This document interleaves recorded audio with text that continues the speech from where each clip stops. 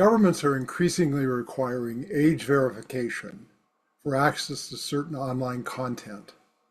Half of the states in the United States now have restrictive age verification laws that require adults to hand over their biometric and personal identification to access legal porn. The UK's Online Safety Act requires online platforms to check that all UK-based users are at least 18 years old before allowing them to access broad categories of harmful content that go far beyond graphic sexual material. Perhaps best known, late last year, Australia implemented a strict ban on children under 16 accessing social media altogether, which has necessitated widespread age verification systems. It's also been a boon to VPN providers. Age verification laws may sound straightforward, protecting young people online by making everyone prove their age. But in reality, these mandates force users into either mandatory ID checks or biometric scans. Critics point out that although these laws are often passed with the intention to protect children from harm, the reality is that they harm both adults and children and create new forms of surveillance, censorship, and exclusion. As critics have noted, every system requires users to hand over sensitive personal information, linking their offline identity to their online activity. Valuable data easily leaked, hacked, or misused. I'm Jim Turk, the director of the Center for Free Expression at Toronto Metropolitan University, and I want to express my gratitude that you're here tonight. Before I introduce our featured guest, who will be discussing these issues, I want to acknowledge that the land in which I am speaking to you this evening is the traditional territory of many nations, the Mississaugas of the Credit, the Anishinaabe, the Chippewa, the Haudenosaunee, and the Wendat peoples, and is now home to many diverse First Nations, Inuit, and Métis. I'd like also to thank the co-sponsors of tonight's discussion, the Edmonton Public Library, PEN Canada, the Toronto Public Library, and the Vancouver Public Library. Our featured guest is David Greene. David is Senior Counsel for the Electronic Frontier Foundation, the leading North American nonprofit organization defending civil liberties in the digital world. David is also an adjunct professor at the University of San Francisco School of Law, where he teaches classes in First Amendment and media law. And formerly, David was an instructor in the journalism department at San Francisco State University. He has received numerous awards for his work. Welcome, David. I'm really happy to be here. I'm joining you from Ramaytush Ohlone original lands. So. We're delighted you are able to be with us tonight. David will be in conversation with Evan Light. Evan is an associate professor in the Faculty of Information at the University of Toronto and is also a senior fellow at the Center for Free Expression. Welcome, Evan.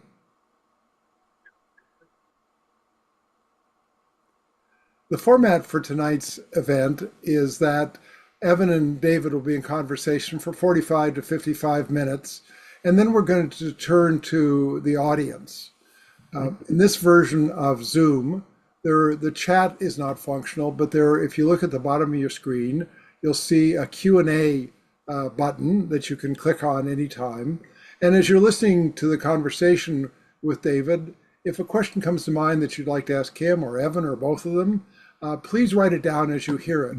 And then Ange Holmes, the coordinator for the center, who's monitoring the questions as they come in, will be asked to read out the first question from the audience, and David will answer it, or Evan will answer it, and then we'll proceed to the next question. So we do hope, as you're listening to them, you'll have questions about this topic. It's a really important one, and we have, I think, in our featured guest, one of the leading experts in North America on the subject, so we're really delighted. So that's it for me. Over to you, the two of you, and look forward to hearing your conversation.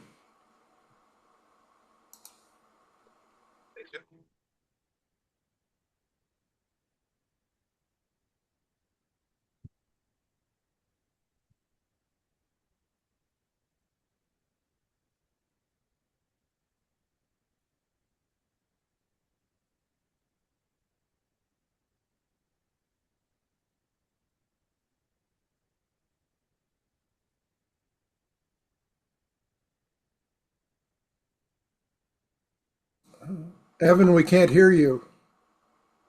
Sorry, I guess I could not see anybody. I can see you, Evan. Okay, great. I can see you too. Um, so thanks for being with us, David. I guess when I talk about complicated subjects that are often, I guess, pitched as being quite technical, I like to give people a bit of a historical overview and provide some context. And I know you've done some thinking on the history of age verification, and because this isn't the first time that adults have decided to try and limit the access of things um, to kids and teenagers, especially. And so I'm wondering if you could give us a bit of a historical primer on where this approach fits in the history of age verification. Yeah, so age verification is not a new thing. It's not something that's confined, or at least I know we're gonna talk about the sort of the glossary at some point soon. But age gating, age restrictions, are not something that's new with online communications or with social media. We've had societies around the world. We've had age restrictions for many things for a long time, or at least I should say for a long time, at least sort of in post-industrial Western societies, you've seen age restrictions on things like driving, alcohol, and more recently sort of post-industrial work. So there's been age restrictions like that. Age restrictions on speech have been, at least in societies that hold themselves out as being democratic, have been more limited. So we've seen fewer age restrictions. Age restrictions on speech have been confined mostly to sexual material, and not like all sex material, but graphic sexual material, and maybe some other small categories of speech. That being said, you can take a calendar of history and flip it open and throw a dart, and wherever you land, you're going to find some moral panic over speech about children. Or again, at least if that calendar goes at least goes back to sort of the mid 19th century. And even just if you just run through what happened in the 20th century, you can start with penny dreadfuls, which were cheap little crime tabloids that were popular to sell at drugstores, and comic books and jazz music, and you're rolling all the way up to heavy metal music, to video games, to whatever. And you're always going to find some medium that people, and usually very well-meaning people, believe is harmful to children and should be restricted, that there should be restrictions on their access to it. So we have dealt with this issue in many contexts, and over the years. In the current moment, we're talking about age verification. It's generally being spoken as ways to limit the access of children or teenagers to content online.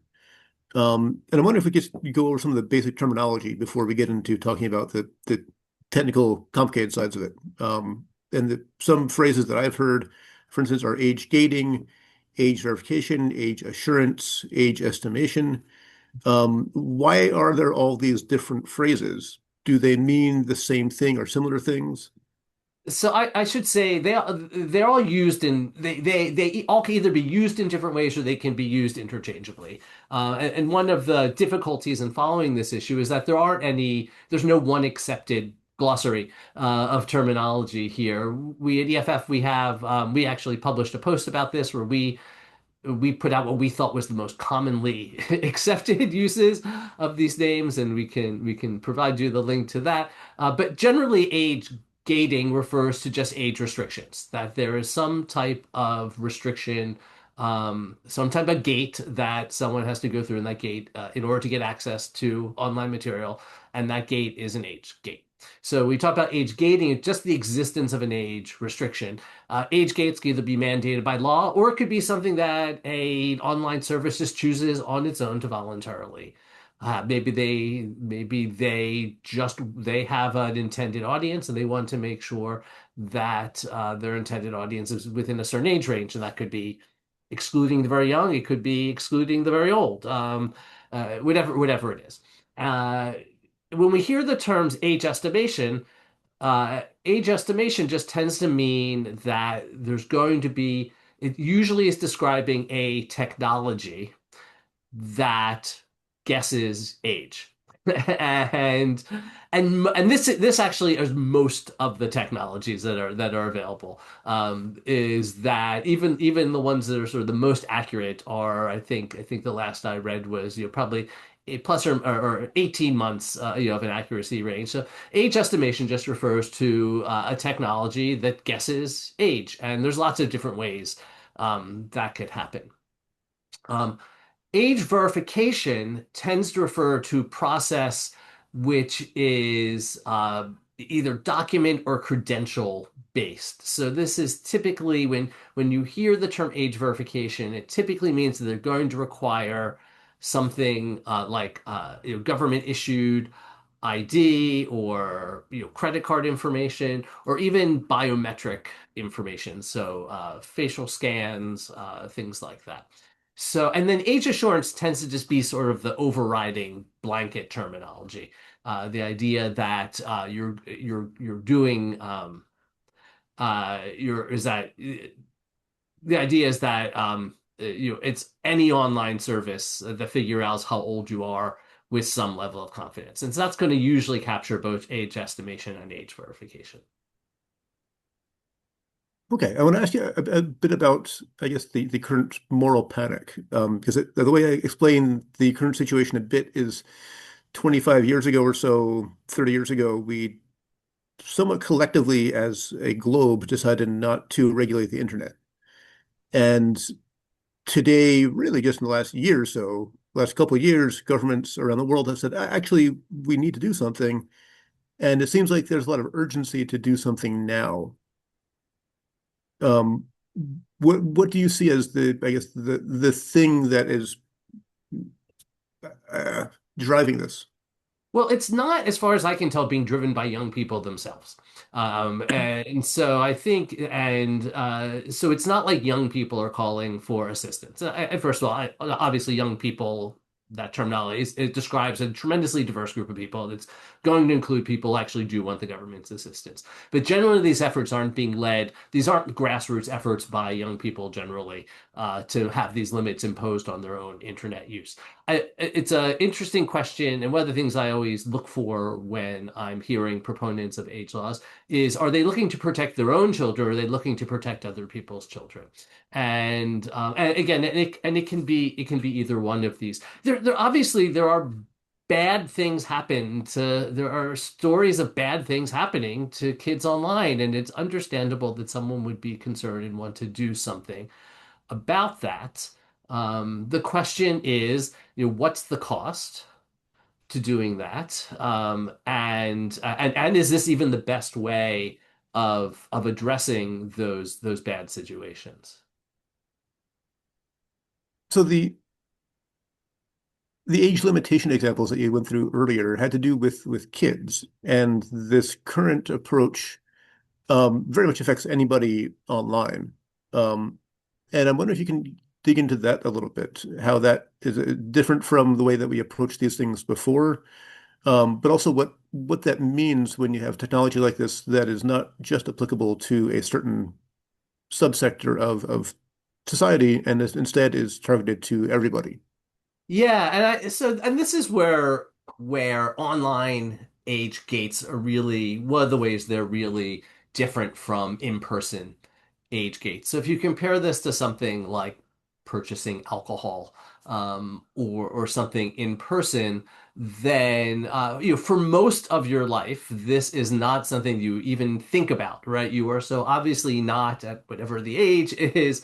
Um, and so it's not you don't notice it. It doesn't inhibit the transaction in any way. And then even when you are required to show identification or prove your age, it's that information is typically not retained. And so there's not a record of every six pack you've purchased, and or maybe even what you got, or whatever, how frequently you're there. And so for online age verification, it's everyone who wants to go online has to go through the process. So if there's an age gate, it means that every user, even if you are obviously not 15 years old, even if you are 50 years past being 15 years old, you still have to go through the process. And so this is something that affects everybody. And again, you are typically submitting information online, or to your device, but and then you run, and that which starts to raise a ton of data privacy issues about, well, what's happening to this information? Is it living on my device where it might be able to be accessed by someone who gets custody of my device? Is it living in the cloud somewhere? Does some company have it and keep track of it? And what are their data security practices? So these are all types of things that we didn't have to think about. We don't typically even think about at all when we're doing in-person age restrictions. So laws like age verification have come into effect in a number of jurisdictions around the world. If I'm correct, it was something like 25 U.S. states currently have online age verification laws. It was enacted in the UK back in the summertime, I believe in August. In Australia just in December of last year, and then it's being debated heavily in um, Finland, in Greece, in Spain. The Prime Minister came out quite loudly this past week and made an interesting distinction where he said that he wants to introduce an age verification law, but at the same time, he wants to make social media platforms legally responsible for the things that happen on their platforms. Um, I'm wondering what are the risks associated with online age verification or age gating, and are they different from jurisdiction to jurisdiction? Um, well, I think some of them might differ depending on the laws and depending on how the laws are implemented. But there are some constants, and the big constant is the fact that young people have rights. They have human rights. They have the right to freedom of expression. They have the right of access to information. And these laws are designed and intended to diminish that right. That doesn't change anywhere in the world. So even if someone rolls out the best, most awesome data, wonderful aid system, the purpose is still to deny young people their rights of speech and access to information. So that's the constant. What might vary depending on the law, depending on the requirement, is what impact does this have both on, what are the impacts on adults? Because are adults going to be are their speech rights going to be inhibited, and reasonably inhibited, because going through this process means they lose trust in the system? And this can be especially important when someone wants to be able to speak anonymously or pseudonymously, because not everybody has the luxury of being able to put their name on their words. So are they not going, or someone either not going to be able to do that, or at least be so chilled in doing so because of the concerns? It's going to raise concerns about, if someone does go through the process, how secure is the data that is collected about them, whether that's their documentation or their biometrics? Is it linked to the sites? Is it a record of the sites they visited, and how and when and how frequently they visited? And you're going to have those data privacy concerns for adults and for minors, obviously.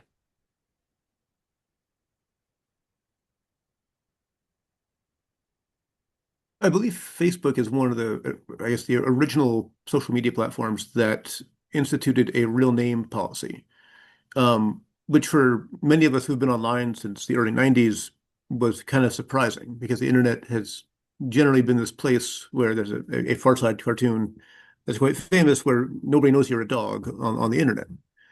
Um, I looking at this, I guess, increased collection of personal information through both facial scanning that's being forced upon people, and then the age verification, where you provide a government document to essentially a black box, um, is creating this other level of, I guess, realness online, but also huge collections of personal information and biometric information that weren't necessarily stockpiled before in our everyday.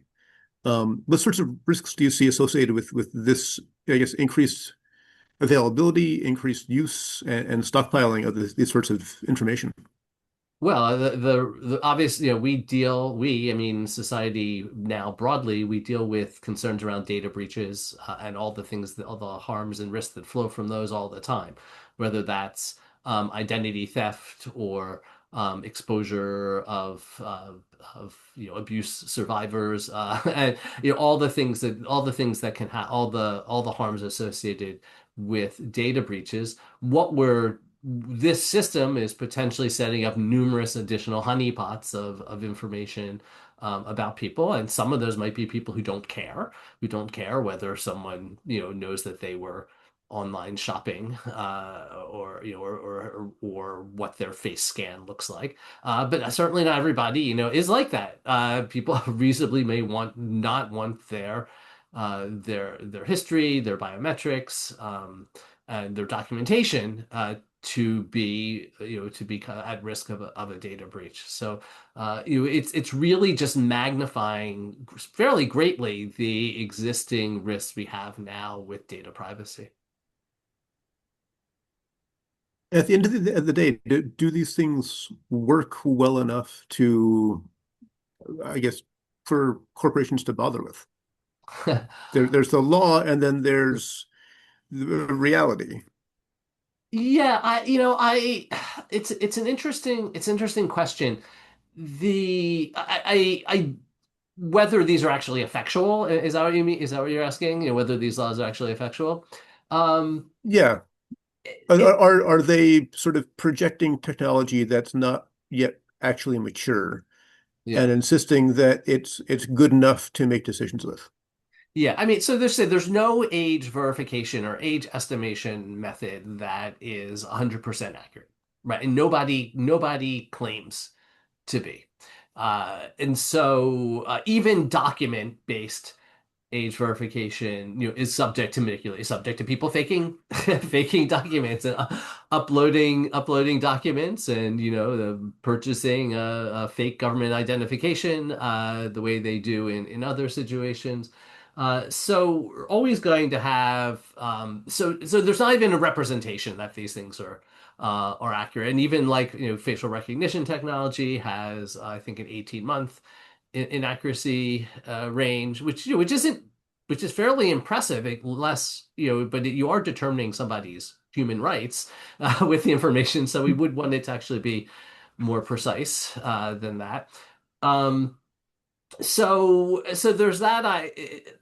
So there's this idea that the technology, there's an aspiration that the tech is more accurate than it actually is. I think for many people who are proponents of these laws, they don't actually care too much about the accuracy. They don't mind that these things are on maybe excluding people, or maybe some savvy users are able to get around them. There's close cases. I don't, and I, I disagree with that because the people you tend to see, it can be the most vulnerable members of our society who are the ones who get caught and disadvantaged by these systems. So, so but we don't we they don't they're not yeah again they're not being accurate. Then there's the other issue of, even when you put these systems in place, um they can be easily evaded, right? You can be sometimes maybe using a VPN or borrowing your parents' device, or even having a fake ID, or we're doing something to game the facial recognition technology. These is that these things can be evaded, and they're not, and so that you're going through, so you're creating all these risks. We are again, diminishing the rights of young people, and again, but we're not, but for not effect. That being said, all of that depends on what is the intended effect. If the intended effect is just to keep as many kids offline as we can, then maybe don't again they don't care if it's accurate. But if the intended effect is actually to decrease harm, then that's completely different. Then you are really want to care about you are really going to want to care about whether these things are effectively decreasing harm. That's a perfect segue to my next question. We in the US, I think a large amount of the push for age verification came through a desire around, say, certain social norms to limit access to online pornography, or at least that's what was put out there. Um, that hasn't really been the discourse in other countries. And so I'm wondering if you can speak to why we're doing this. What are we trying to do in the end, and why? Yeah, so there's been a few different concerns, and so one, and we see this a lot in the U.S., is really focused on young people's access to sexual materials. This tends to be cloaked in the language of sort of explicit sexual material or pornography. But the people who tend to be huge proponents of this typically use that same language to describe things like sexuality information and gender affirming care and things like that. And also we do have, legally, doctrinally in the US, we actually have a body of law that allows them to treat some certain category of legal sexual material as off limits to kids, and so those laws try to fit in that. That's one. I think the second one is really focused on are really focused on social media in particular. And this is sort of based on concerns that social media is habituating and that young people are just using it too much and maybe even when they don't want to use it. So that's another, and those laws tend to take, and this is like Australia's law, tend to take just look like social media bans instead, and so they're only applied to certain specific online services. And usually those tend to be defined by some interactive features. The third category are ones that seemed more focused on addressing some really, again, really, these are obviously serious concerns for things like predation online. And so they tend to be more focused on age limits, on specific features such as direct communications or friend recommendations or things like that, because they're trying to keep young people from meeting people who they don't know online to address predation concerns. So I see just sort of around the world, I see all three of those. And again, they tend to result in different types of laws, but those tend to be the three main impeti I see for the laws. So today, half of the U.S. does not have age verification laws, and we don't have one in Canada. In Canada, it's been debated for a good decade. In fact, under Stephen Harper's government, uh, maybe even 15 years ago, um, there was a proposal of the Online Harms Act, and at the time, one of the then government ministers basically framed it as you're either with the pedophiles or you're not. Um, I'm wondering, given the experiences that are happening around the world, and in a fairly limited time frame, but although there are states in the U.S. where these laws have been in effect for a while now, what can we learn from the experiences of countries and U.S. states where these laws have been brought in? Yeah, so I do think in the US, I think only three states the laws are actually in effect. I mean, they've been passed in many Okay. states, but in most cases they have been held up by courts. There's been legal challenges to Hmm. every law. and the laws have been upheld. There's some a lot of these laws also where there's a what we consider like an age component that is really just a small component of like another law. Like California has some data privacy laws that there are certain applications that could deny young people access to certain sites. But so the ones that are really just about keeping young people off of either off the internet completely or off of social media, I think only three of those are currently in effect in the US right now. In terms of what kind of lessons I mean, I think it's a really good question. I think people who are who are who want to have these laws in their own countries should really be looking to see, is this accomplishing what we want it to, is it accomplishing what we want it to accomplish in other places? After Australia's went into effect at the end of the year last year, like there was a wave of other people, oh, we see Australia's doing it, now we're going to do it. But there didn't seem to be any type of study attached to that about whether Australia's law was addressing the concerns that it was at least purportedly designed to address. And these could, again, as I said before, these could be a lot of different things, right? If the purpose of the law is like, I just want to throw friction into the process, I just want to make it harder for young people to get online because it's too easy, that's a much different metric for there are much different metrics for success for that than there are if I'm actually trying to keep I'm actually trying to have fewer victims of online predation, or I want there to be fewer mental health problems based on the among young people on the use of online services. And so again, it depends on what the goal is. If the law was purely performative, like we just want to make a statement against big tech and that we're trying to protect children, then you really don't care what what the um, what the actual what the actual effect is. There's been some really interesting reporting coming out of Australia with the Australian Broadcasting Corporation. Last week surveyed a number of teenagers around the country, but also interviewed people in government. And most of the teens they interviewed really weren't bothered by the ban. They had already been planning for it and had done things such as shut down their social media accounts before the ban came into effect and then create new ones with new birth dates. Um, or they had borrowed IDs from friends or siblings who were older, and the system accepted them anyway. And then others who were baffled that they were not struck down by the ban, even though they were identified as 14-year-olds on Facebook or something. One of the things that I found really interesting was that I forget which member of the government talked about it, but said, this is going to be a long process. We're basically trying to change social norms. We're not trying to really regulate access to the internet to everybody or social media to everybody. Things won't be 100% accurate. We're trying to change the way that teenagers interact with social media, and that's what this is about. And it was the first time I had seen anybody in government with the power to bring in a law like this talk about their real rationale and had that rationale not be we don't want kids looking at porn or we don't want kids to be victim to online predators.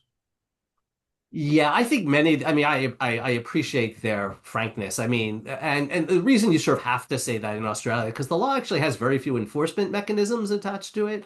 So even if an online service was not checking age or just like doing it in a very haphazard way, the law doesn't provide many ways for them to be held responsible. So it does seem to be a largely performative law. Not all laws are like that, but I do think that when the ones that we have tried to have greater enforcement, such as the UK's Online Safety Act, it's been quite a mess trying to like how do you actually enforce this law given the inherent inaccuracy in a way that is providing people with due process when their rights are when their rights are denied. The other thing I really want to mention whenever I hear statements like like, well, we know kids are gonna get around them, but the idea is just to sort of have them understand that we're making a statement about these things that are bad, or maybe they'll even just take a second to think, whether they want to do this. Is that type of statement to me as a human rights lawyer really comes from a position of privilege, both privilege from the speaker and really privilege from the young people who have the resources, the know-how, and the ability, and perhaps even the family support to be able to actually evade these procedures. So as with every law that limits human rights, those who suffer the most are those who can least afford the infringement on their rights. Young people in refugee camps or foster care or otherwise without available parents are hugely disadvantaged by these laws, especially the ones where the really only out um, is parental consent. Um, Again, these young people who live in households where devices are shared, which tends to be an income determinative thing, tend to be really disproportionately harmed. And so I just think it's really important to keep that in mind. I wonder, there was a statement that was put out by last summer by the Manusha Foundation, which is an NGO based, I think it's based in Malaysia. It's based in Southeast Asia, and it's a sort of feminist intersectional NGO, and they put out this great statement that really talked about how these age laws, no matter what language people use, are really just the latest in a line of oppressing vulnerable young people. And they had this great statement where they said that these so much of what we hear about these laws is only reserved to children from affluent families who can buy their way to privacy and justice. Children from working class, racialized, and migrant backgrounds are never guaranteed the same innocence. And I just think that's really important to keep in mind when we think about who's being uh, we think about like what are the harms associated with these laws. Not only should states that are looking to reproduce them look to see whether they're meeting their goals, they should have to see like what are the harms associated with them. So it's important to understand the harms and also to really just to get us out of this idea, this mindset that when we're thinking about who's impacted, who's affected by this law, is that it's like the real computer, savvy kid who's gaming all the time, who just it's a few clicks and he's into where he wants to be. I think it's a really important point, and it speaks to the, I guess the fundamental disenfranchisement of all young people from policymaking around internet access and digital communication. Um, are there any examples that you can think of where children of all backgrounds have been included in policymaking, really either related to age gating or technology, period? No. I don't know of any examples. I mean, there might be an example of during there's some type of hearing and they'll have a young person as one of the speakers, and that could either be a young person who supports the idea. A lot of times, young people with very tragic stories, which are actually obviously worth people hearing. But I don't know of a single example of young people being actively involved in a process like this that's fundamentally seeking to restrict their rights. So these laws essentially put pressure, or not just pressure, but they oblige large corporations with deep pockets to hire third-party companies to do age verification for them. What sort of pushback have social media companies given? Have they pushed back? So, well, I mean, it's in some ways, yes. So, in the U.S., for example, most of the state laws are being challenged by the trade organizations that make up these large companies, or that are comprised of these um, large companies. So they're pushing back, and so you do see pushback that way. At the same time, you also see some of the bigger services, very proudly announcing how they're going to comply with these laws, and usually making their process for doing so seem completely, foolproof and privacy protective when that's clearly not actually the case. I think it was last week, maybe a couple weeks ago, Snap came out with a very public response to the Australian government, saying that when it comes down to it, the technology that we're being forced to use is only accurate within 2 years. Yeah. And so, what is this really good for? You're harming kids who need access to social media, for a variety of reasons. I mean, But yeah, that really raises the question that we've talked about before. It's like, well, what's the goal of the law? If the goal of the law is to actually accurately identify a population that you think is vulnerable to harms, then clearly the method you've chosen to do so, forcing inaccurate technology, isn't going to do that. If the role of the law is we just want to make a statement and change social norms, then who cares how how accurate it is? So. but at the same time, Snap was tempted to sort of offload the responsibility. And I think it was maybe in September, August, September in California, which is the headquarters of most of these large social media companies, um, proposed that age verification be done through app stores, that you don't put the responsibility onto websites or social media applications, that you put it onto the app store. And so Snap in this public statement also said we shouldn't be doing this. The technology doesn't work. This should be the responsibility of app stores rather than and so basically Apple and Google would be responsible for age gating for everybody who provides the services through Apple and Google.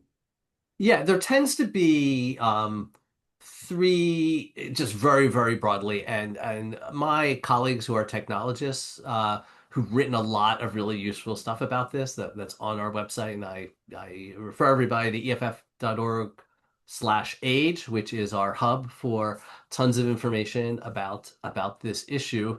Um, but I think one way of looking at this is that the age gate can happen at the website. And so the website operator is going to be is the one who's going to have to check age. The next thing you could do is, well, it could happen at the App Store. So the App Store doesn't let you even purchase an app that would which an age, unless you do that. And the other way, it could just be device based, which in some ways could be the same thing as App Store, but not necessarily. So device based would be the idea that it's actually the age credential is embedded in the device somewhere, some type of token in the device, and then anybody who needs to apply a gate just grabs it or just gets a signal from the device. So obviously, website operators who don't want to either be burdened or face liability from or burdened by having to purchase an expensive age verification technology or face the liability that the technology they use is going to make mistakes. They don't want it to be their responsibility. And so they want it to either be App Store based or device based in some way. Um, and there are some advantages if there are some advantages to having things be App Store based or device based in that at least if done correctly, then the information someone has to provide for age verification, whether that's biometrics or documentation or whatever, hopefully that information is only residing in with the app with the App Store, or with the device itself, and maybe even better, it lives on the device, and it's only on the device. It never leaves the device, goes to a cloud service or to some other type of third party service. So you can potentially have a more privacy protective age checking age checking technology if the if this is done if this is done at the App Store level or at the device level. I do think with app stores, your information still going to and this is really the same for operating systems also, right? I mean, it's you're still going to Apple and Google. It's not like you're going to small players here. And so there's a level of trust involved there. But I understand why people who are the sites themselves would rather have the responsibility shunted to someone else. The European Union started gradually rolling out their alternative to these, which is a much broader project. That's a digital wallet, a digital identification wallet for every European citizen that would enable them to, or the proposal is that it would enable people to engage in proactive age verification that would be anonymous and privacy protective, but also that they could use this same wallet that would, I assume, be on a phone, would enable them to access social services, enable them to vote. It would be their digital ID for everything that would both be privacy protective and their identity. I'm not quite sure how realistic it is. It hasn't quite turned into a thing. Um, and so I'm wondering if you can speak a bit to that approach where we're going to create this one device for everybody. It'll be a governmental thing. It won't be a corporate framework or a service. And we'll remove corporations from this whole conversation, or at least American ones. Yeah. Um, versus the approach where, okay, we're going to recognize the fact that Apple and Google have essentially monopolized the majority of computer users, and force things through there. Yeah, so I just want to emphasize again that as we start talking about, are there ways of doing this that are more privacy protective or less burdensome or don't inhibit people, don't maybe become more seamless for adults, that none of the sort of tech fixes um, had do anything to address the concerns about the rights of young people of access to information and speech. So Hmm, I know we've said right. that a lot. I just want to sometimes when I start talking about sort of, well, if you're really going to do it, this is the best way. None of you could have the most, completely accurate, privacy awesome technology, and you're still using it to deny young people their speech and access to the rights to speech and access to information. And again, young people who be most harmed by that are the least get afforded. So that's always going to be the constant. I mean, digital wallets and digital ID create a whole range of issues. And again, I would refer folks to our website because my colleague Alexis Herman has written about this extensively. But this is a situation where the governmental rollout is far outpacing the technology, and I would just be super careful at this point about using any of these things. And again, just to sort of toss this back into a human rights framing again, these types of device-based approaches and digital wallets, um, they seem to make most sense where these laws only apply to phones and everybody owns their own phone. And it's true that on most devices you can set up like you have different profiles and different users on a single device. And so each person, but that does require the user to actually sign into the correct one. So allowing again a savvy young person to sign into their parents or their grandparents or their great aunts, a profile on the family iPad or the family smart TV or all the other range of devices that these laws apply to, because they don't just apply to phones. And it's and or for the other it's like someone like all of a sudden realize that they can't get anything they want online. And it's well, the device is logged in as if they were a 12-year-old, and then they have to sort of log out of that and then log into the account. And I know that seems like it's not a big deal, but when we talk about alternatives to all these alternatives to these age restrictions in terms of address some of the online harms, one of the things we talk about are, well, a lot of these sites, we can really encourage sites and we can really educate people how to use the tools that the sites provide. where they will allow families, if they want to set up their devices this way, to actually place age limits on it or place time limits or do whatever. And some of the response back from that is really reasonably, oh my God, these things are hard to use. And even if I do it at the beginning, at some point we'll just let it go because then you're constantly monitoring your, well, this is the same thing. You get the same thing. We're like, great, I now have to sign out of my 12-year-old's profile, I have to sign into my profile, whatever. And so I do think we need to be really careful about shared devices, about again, not thinking of these things just in terms of everyone has their own phone and that phone knows how old they are anyway. Um, and the phone knows so much about you, and you probably voluntarily gave your birthday to Apple or Google when you set up your account. Um, because it's not just that. I mean, it goes well beyond. Um, Again, I think smart TVs um, are a really good example. They're covered by most of these laws.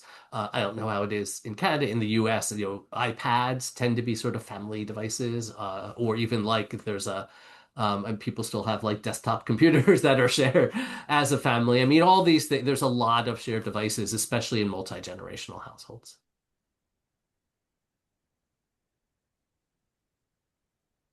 Topic of age verification, I feel to an extent that we're sort of over the last, I don't know, 10, 15 years sort of passing the buck. That 25 years ago we decided, or 30 years ago, we decided we wouldn't regulate the internet, that this thing was overblown. It wasn't going to be big enough to bother regulating. And so we allowed everything that we tend to regulate in the physical world um, to seep into the online world. And so when, say, bullying or child predation turned into digital phenomena as well, there were these moments of panic that weren't necessarily at the same level in the physical world. And now with age verification and sort of creating potential digital fixes, it's government offloading that responsibility onto platforms, and platforms offloading that responsibility to third-party age verification providers. While at the same time avoiding actually addressing social issues. Seeing that there's so much momentum, or if it appears there's momentum internationally to bring in such laws, what alternatives are there? Is it can we rewind in some sort of way and have rational conversations about social harms in the real world and their connections with the digital world? Yeah, so I want to push back on your characterization a bit Sure. because 30 years ago, and again, there's some variation here among legal systems around the world, but 30 years ago, the decision wasn't made to treat the internet differently.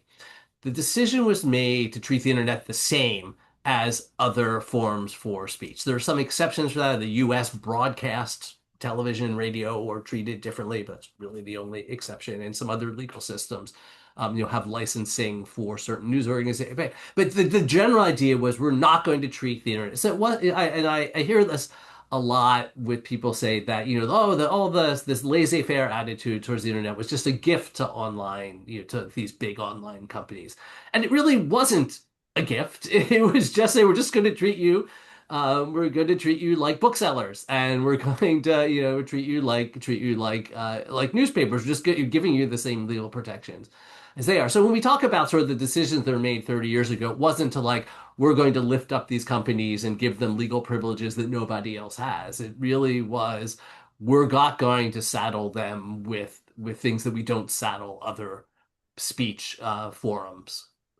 We don't saddle other speech forums with, and that really has never prevented anyone from applying like criminal, like or at least in U.S. federal criminal laws, right, against online services. So there's no barriers, no legal barrier for like federal officials in the U.S. to go after child sexual assault material just because it's online. I mean, there's actually a ton of enforcement around that, and even with bullying.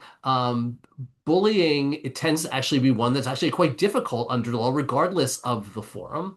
And and is not criminal in many places, is part of school discipline in many places, but it's just really, really fraught with difficult factual situations. That those tend to be the main barriers to enforcement, not anything about the internet. That being said, we have to acknowledge that the internet is a lot more people are talking to each other and they're talking to each other around the world. And they're talking with people they don't otherwise know. So we are seeing prevalence, certainly, of these incidents, um, arise. But we don't have, it's not like we created new legal barriers against addressing them with the internet. So so, but in terms of, I think your question was about alternatives, and sorry, I made it this far without coughing. So, um, so I think that one thing we can look at is, well, if there is a if a young person has the privilege of being living with a family and they share values and they want to together embark on safety measures, then most online services and even devices have tools available for them to do that. And again, I really want to frame that in terms of parents and young people doing this together, consistent with their shared values, and not this is not something that parents sort of impose on young people, because that's when you're going to get evasion. And then all sorts of other family dynamics we don't have to we don't have to get into here. So there are certainly tools.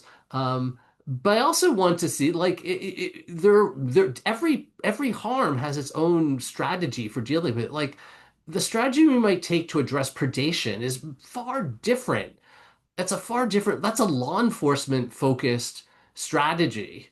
That's going to be far different from addressing habituation, which is not a law enforcement focused thing. That's a mental health related concern. So it's hard to say alternatives when I think the alternatives are going to have vary really widely, depending on what are you actually trying to accomplish? What's the harm you're actually trying to address? And I think what I see too frequently missing from this debate is a real acknowledgement of what's the harm we're actually trying to protect against.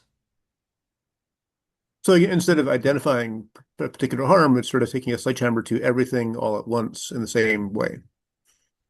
I mean, I think again, I'm a parent. We always get to say that when we do these things, talking about kids issues. And so I understand parents being concerned. We get concerned. I mean, my kids are adults now, but I get concerned about.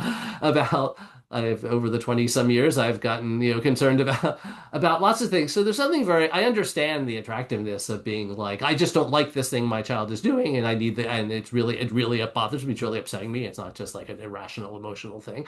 And it's gotten so bad, I feel like I need the government's help. Like I understand that. I just think we really need to question whether we really need to interrogate that a bit to say, well, what am I specifically concerned about, right? And what's the best way of addressing that? Is this a tools-based approach? Is this something where there actually is a role for government here, or is there a role for somebody else here? We can talk about habituation and say, is this just about parents thinking their young people spend too much time online? Or is it they're spending too much time online doing things I don't like, as opposed to spending time online doing things I do like? So if a parent's complaint is my child has stopped is sullen all the time and has stopped eating. We would deal with that much differently than if they said, well, they were online for 3 hours and I didn't like that. And then we deal much more differently if, well, they were online 3 hours, but they were they're practicing their violin using an online violin practice thing, and I love that. But when they were online gaming, I didn't like that. Right? It's like there's so many different layers, and every parent might have completely different concerns about what those are. And this is really an area that's it's hard to um, it's hard to talk about alternatives when there doesn't seem to be any desire to actually tailor any of the things we're doing to address specific harms we're concerned about. Yeah, I guess we or they are trying to make something that's quite complicated and nuanced, something simple to address. or It is to not simple to claim address. that you're addressing.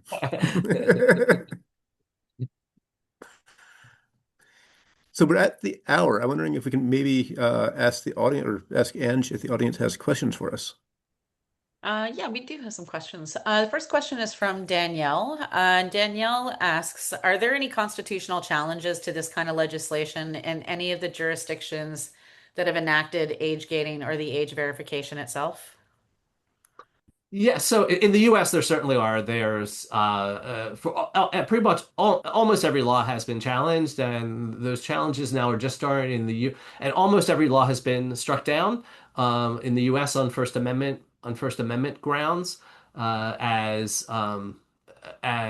unduly restricting the rights of young people and also burdening the rights of adults. And those cases have just started to reach the appellate level. We did have one case that reached the Supreme Court, but that specifically dealt with denying young people access to this harmful to minors sexual material, which is a category of material they don't have rights to access at all.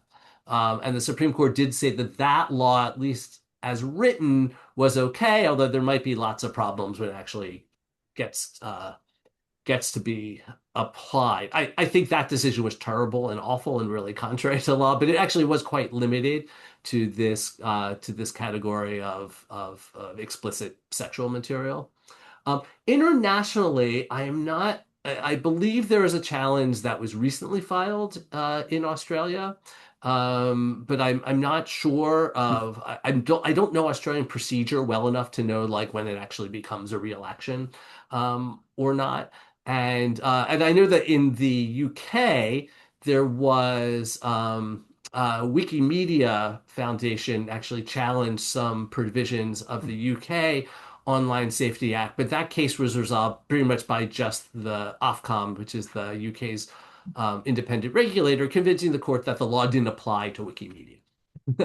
And so it wasn't decided. There was a decision on the merits, and and again, I mean, UK has this a very um, labyrinthine regulatory process, and the regulations I believe are still being written several years in, and so again, it can be hard to legally challenge laws before the government's actually told us what they mean. And in Canada, we haven't had any laws make it onto the books yet, and so there hasn't been anything to challenge. To my understanding, no provinces have introduced laws or developed them, and then federally, probably 2010-ish, 2007, the Harper government was going to propose a law. I think it was called the Online Harms Act back then. Um, and then it was scuttled, and then the Trudeau government had an arms harm bill in the works when government was prorogued back in like last, I think, January 2025, and we had an election. And so in the Canadian system, when there's an election before a government's term is up, then any legislation that's on the table Hmm. just vanishes. And you start all over again when there's a new government. And so we've had two attempts at creating such a law that have gone nowhere. And there have been rumblings that there may be something in the works. But we'll see. There's been nothing concrete. I think it's still in the committee level in Parliament, but not really going anywhere. Ange, next question. Yeah, the next question from an attendee. They ask, have there been alternatives that involve nonprofit or non-power, like non-government, etc., driven bodies to do age verification where data isn't collected or stored on any device for age verification? Not that I'm aware of, but I don't know that it would address my concerns. Again, it doesn't address the concern that the purpose of the law is to deny young people their rights. But even if you're just concerned about security, even the most well-meaning, purist-driven Snow entity is still going to face the same issues with data security that the crass commercial ones are. So I don't know how much of a concern, whether that would address the concerns about the, so at least the third party third-party vendors and applications for age checking. Yeah, to my knowledge too, there's nothing out there that I've seen. I think there is the ability exists to say verify somebody against an ID. So notwithstanding the fact that these laws completely disenfranchise children and their rights, um, it one example is if you fly into Canada and you're coming internationally and go through the customs lineup, you submit your passport to a machine that compares your face on your head to your face on your passport, and then destroys that data on that machine. It never goes anywhere, which is quite different from the American practice, where now, as of I think December 24th last year, every Canadian traveling into Canada will have their face scanned and saved for 75 years. And so just on that level, we have two countries with very different approaches to gathering personal information for something as fundamental as crossing a border. Yeah, next question. Yeah, the next question, somebody asks, they say, you have been talking about the discriminatory nature of age verification laws on various segments of the population, marginalized groups, those who are poor, etc. But is there not also discrimination against small businesses and startups that don't have the money to implement the required technological requirements? Yeah, no, absolutely. Again, I'm a human rights lawyer, so I tend to think of frame things in terms of sort of disadvantaged and marginalized people. But yeah, absolutely. Any type of tech mandate like this, it tends to entrench large, rich tech companies, which are the ones that people hate, and disadvantages the ones that are trying to be their better, their alternatives. And these things. If you have to roll out or if you're required to do if a site is required to do some type of age checking, they're going to have to get a third party vendor. There's going to be expense associated with that. There's going to also be risk, liability risk associated with all of these are real serious costs. So again, as with a lot of regulation of online speech that's motivated by people hating Meta and Google. Those who tend to be most advantaged by these laws tend to be Meta and Google, and those disadvantaged are people who are trying to displace them, or not even don't even aspire to displace them, but just want to have a small service. And then I guess you do have other entities like I'm thinking Pornhub, for instance, which when they were, I think it was Louisiana was the beginning when Louisiana said that websites like Pornhub that are hosted in North America will be subject to age verification. Their reaction was, okay, we're not going to offer our service in Louisiana anymore. We're going to opt out. Yeah, and that's probably exactly what Louisiana wanted. But Louisiana residents have been quite mad about that. And that's one of those things you see like VPN usage soars, when things like that happen. I do think the adult industry is a really good example because the adult industry has, first of all, you also get, it does tend to be, as the question referred to, although there's some really big companies like Pornhub, it does tend to be mostly like very small companies, and but it's also an industry that has traditionally done voluntary age checking because traditionally, especially commercial operators, did not want young people on their sites, and they absolutely did not want young people creating content for their sites. So they actually intended to already have not government mandated, but they were using some type of age checking. And again, that tended to be more robust for people who are creating content where they actually wanted it to be as accurate as possible, and they wanted to err on the side of denying young adults, access to the site.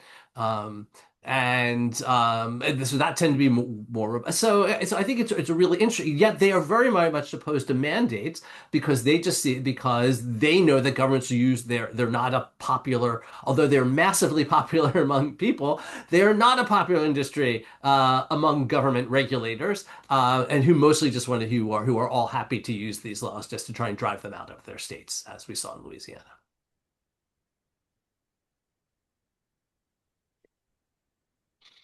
And next question. Yeah, the next question. Somebody says the effect of many versions of age verification puts anonymity on the internet at risk that is vital for so many people. Survivors of domestic violence, young adults who are exploring their sexual identity, political activists in authoritarian countries, among others. Why do you think there is so little public recognition of the importance of anonymity on the internet? Yeah, well, it's not for a lack of trying by us and others to t talk about how important it is. I mean, I agree with everything. I agree with everything you say, and there's also a certain frustration. A colleague of mine here calls this the white man's gambit. The idea that anonymity is like isn't really it's not a big deal. Like people will just be able to put their own name on things that will solve all these problems, and it completely ignores all the examples you gave. There was actually some litigation in this country challenging a Utah law, and some of the plaintiffs there was an organization of young people who are questioning their families' religions and looking to explore other religion options, right? So there's all and the danger to them was excommunication from their faith and from their families if their identities, if the fact that they were questioning was exposed. So, I mean, there's a gazillion examples of people who don't have the privilege of putting their real name on something. And frankly, in the US right now, it's fairly scary, given the retribution by the federal government to activism against certain issues or vast number of issues, where I think we're really seeing how dangerous it can be, how we have a government that's completely willing and is ready and has been retribution against people who speak out against it. And so this is something we talk about all the time, but I uh, still hear this exactly as the question said that, oh, you should we'll solve all these problems if you just put your real name on it. And I think even Meta, when it used to have what it called, it had a real names policy that changed that to authentic identity. To understand that, well, it's not the name. Like, we don't care what name you use, but we want you to be who you say you are, right? Because it was essentially saying that they couldn't have trans users, that they couldn't have, if someone had changed their name either because of a marriage or an adoption or just because they felt like changing their name, but it was not sort of no formal no formal legal documentation of that name change. All those people couldn't use the platform, and so I think we see that same. That's just an example how there's also these more basic, practical outcomes from those types of laws. Yeah, I completely agree. I almost wonder if there will see a rise of other online communities or environments that do value the right to anonymity, and are not like alt-right havens. Um, because I mean, a lot of us who have been online for 30, 40 years have parts of ourselves that have always been anonymous online, and always will be. Um, and so, and I see, especially with, I think, say, youth, I mean, or youth, young adults, say 12 to early 20s. I've seen a big change in my students, for instance, coming to university much more critical of social media than they had been just 6 years ago. Um, and then teens now, I mean, I have two kids. I've never felt pressure for them to use social media. It's losing its shine. And so I'm wondering what the next shine will be, and if anonymity will maybe be part of the attractiveness of some new places to be. Next question, Ange. Yeah, the next question is from Emma, and Emma asks, has there been any focus on the fact that these age verification apps are based on fundamentally flawed data collection methods, decontextualized, subjective, etc., so that the data doesn't even reflect reality in the first place that these LLMs are trained on and then applied to these age gating methods? Perhaps a reason why these age verification may not be as accurate as they are assumed to be. Yeah, so I can my colleagues at EFF who are technologists have looked at a lot of these technologies and really tried to understand them from a technical standpoint. There's actually a great variation among them, and some of them are, as the question asks, are based on inferences from excuse me from uh, online usage and online usage and data sets purchased from data brokers and things like that. A lot of the biometric based ones, especially facial recognition, there's been a lot of research and writing about how these things are far less accurate for people of color, and especially people from ethnic backgrounds that are not part of the data set on which they were trained. So there has been, again, and my colleagues have done a bunch of picky part. There's been others who've really tried to point out some of the some of the inaccuracy. The document-based ones, it's just gonna be as good uh, as the document. As have as much integrity as the document does.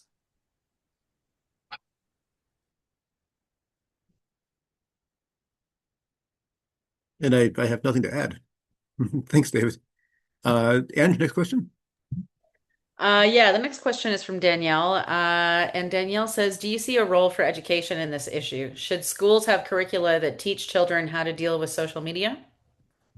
Yeah, I mean, I think I'm a big media literacy fan and have been since I've started doing this work. And so I think we should think in our curricula about how we about teaching young people to engage with whatever, whether it's social media or something else.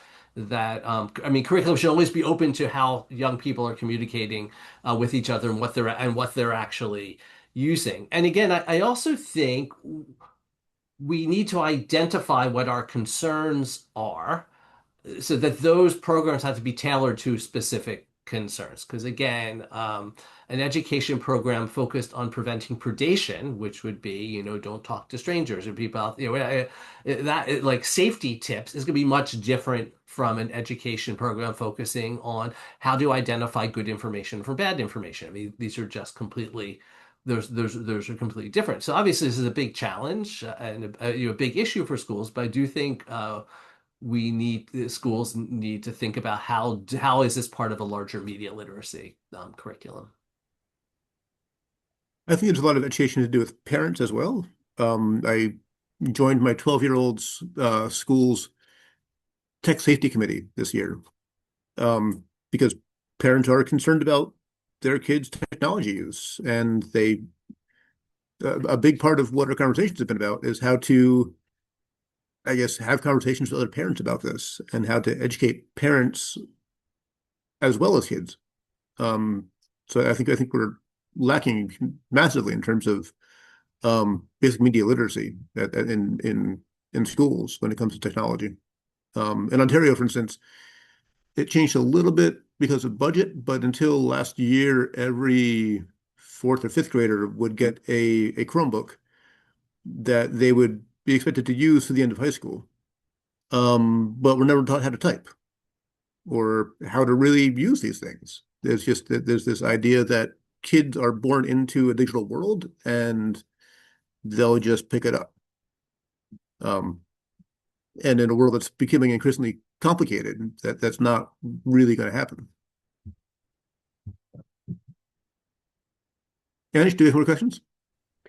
Yes. Next question is from Ariel. And Ariel asks if you can comment on the Chat GPT case with the suicide of the young boy. Yeah, I mean, I'm not involved in the case. The case actually has settled now, so it's not ongoing. And there were a few, I think there were three or four. Oh, well, maybe only one was against ChatGPT. But the fact that there's more than one shows us this is, and these all have awful and tragic facts. And you and I I'm not one to defend these companies in these situations. I don't know that. So I mean, just connecting to this to what we talked about today, one could have a legislative proposal that would be to, require age verification on chatbots, um, and or certain types of chatbots. Um, and that actually would be difficult to write because there's lots of sort of routine chatbots like customer service chatbots when you're trying to figure out how when you ask your young adult in your house to try and figure out how to fix the internet. So there's lots of so chatbots is actually a larger thing. Um, but again, if we're going, we I think we'd also have to look at what's the harm we're addressing there. I think holding the companies liable for these awful harms is a more effective way of than to actually than to oppose an age limit, especially because these are not harms that are unique to people under 18. Um, and so we certainly don't want to stop efforts to address them there by with an age limit.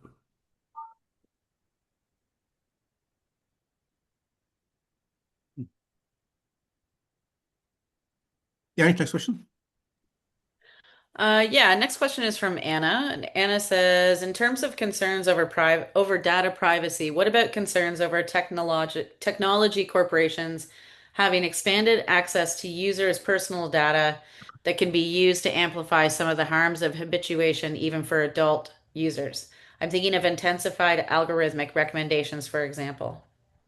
Yeah, I think these are really good points, and a lot of there are some laws are written in a way. So I may broadly talk about that being a data privacy concern also, but I really appreciate the framing of the question.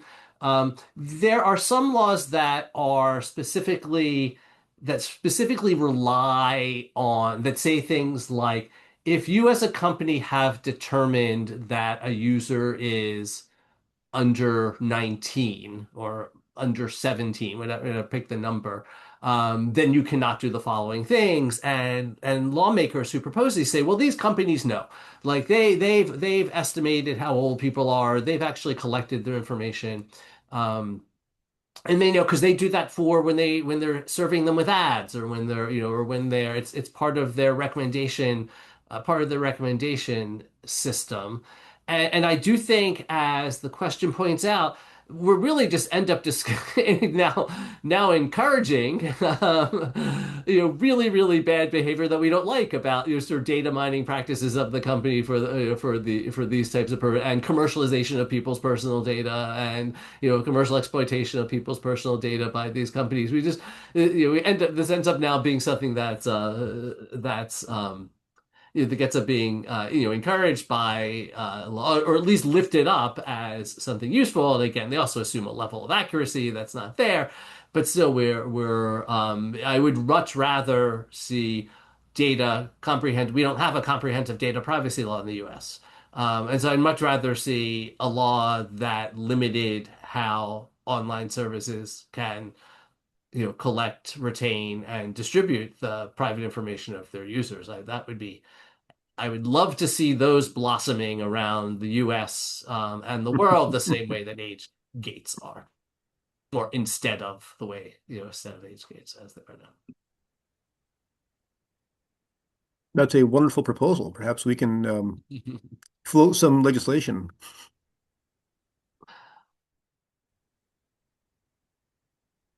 Next question, Ange. Yeah, next question. Do you have any thoughts about why it is the UK that in the U that the UK has brought in arguably the most aggressive legislation?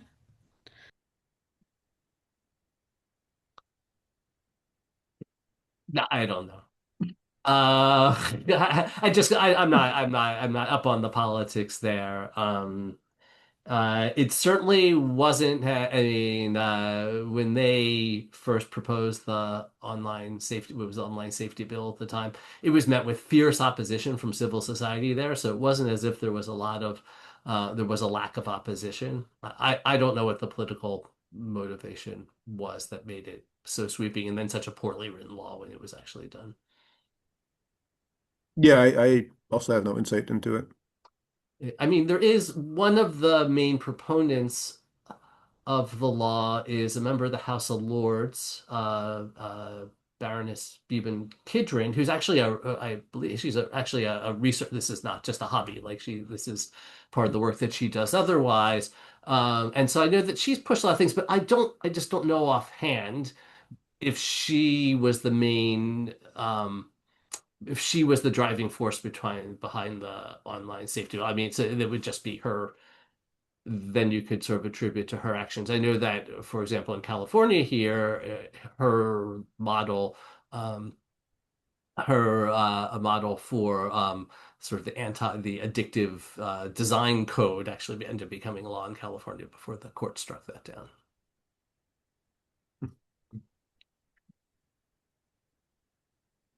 Yeah, next question. Yeah, the next question is from Mike. If 1968's Ginsburg's Supreme Court ruling establishing different standards based on age relied partly on assumptions about the harms of viewing materials which excite lustful or shameful thoughts, which current medical science has disproven, could that be used as a legal argument? Well, it could be used, it just wouldn't win. And it has been used actually quite frequently. And courts just don't care. They're happy to, for many harms, they really do want to scrutinize them. So for example, when an age gate on video games, this was something that went around like 20 years ago. Lots of states passed age limits on violent video games. And a bunch of those cases are up to the courts. The courts really scrutinized, really required them to show proof of actual harm from playing violent video games. Um, Under US law, sex is just treated differently. It's never been a requirement for anyone to actually prove it's harmful. It's the courts have just said that it can be treated differently, and they are completely uninterested. And a lot of this is because even though the 1968 decision uses a lot of sort of the shameful and lustful language, the harm that tends to be more associated with sexual material in the US law tends to be sort of moral societal harm and not like any type of individual harm. And that's so, take that for whatever that says about the US and our court systems and how we treat sexual material. But even when you're talking about obscenity generally, so the category of sexual material that's not protected speech at all, or this harmful to minors, the one that's protected for adults but not protected for young people, the courts have never required proof of any actual harm. So, David, that was our final question. I want to thank everybody for joining us. Do you have any closing comments you want to give before we part ways? So we're doing a ton of work on this, and I invite everyone again to look at our information hub on this issue, eff.org/age. We're going to continue to post information there, and yeah, and I really enjoyed this, and thanks for having me. Yeah, thank you, David. And for my part, well, this topic makes me angry and depressed. I'm heartened by the discussion and the great questions that we had from the audience today. And I'm left feeling hopeful.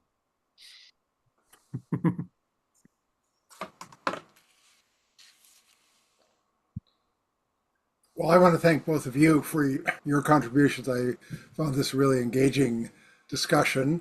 And David, you were reminding people, fortunately, about the resources on the EFF website. So the video of tonight's conversation will be posted on the Center for Free Expression website tomorrow.